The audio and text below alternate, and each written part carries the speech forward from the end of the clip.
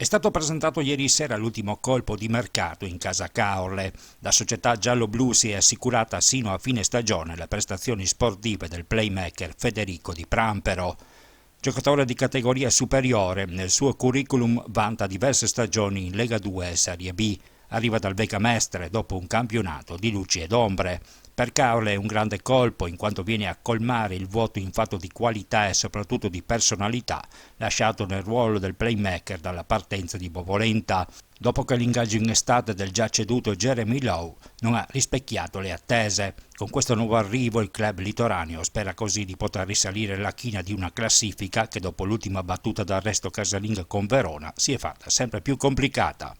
Arrivo a Caorle dopo un anno che è stato complicato a livello sportivo, prima a Lecco e poi a Mestre, e quindi cercavo una situazione che mi permesse di giocare con serenità e con la fiducia necessaria per poter esprimermi al meglio.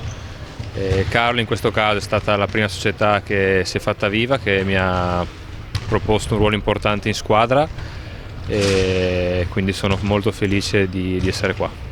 Un giocatore non decide un campionato, però tu hai questa responsabilità di arrivare in una squadra decisamente in difficoltà per cercare di trasmettere un cambio di passo in qualche maniera.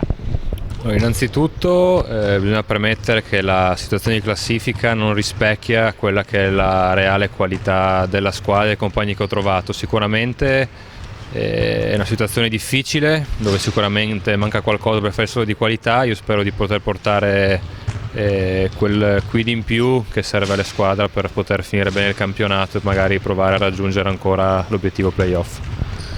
Squadra che l'hai vista giocare, immagino. Sì, ho seguito ovviamente sia da fuori che un po' da dentro nelle ultime settimane di allenamento. Come detto, ci sono delle individualità importanti. Probabilmente manca qualcosa extra tecnico, che può essere un po' di leadership in campo. Io comunque spero di dar fin da subito un contributo per poter invertire questo trend negativo. Lo devi dare subito domani sera, si va a Codroipo ed è una sfida veramente di quelle importanti, di quelli che possono dire, ma lo diciamo già ormai da diverse settimane, se veramente questa squadra dovrà abituarsi a guardarsi alle spalle.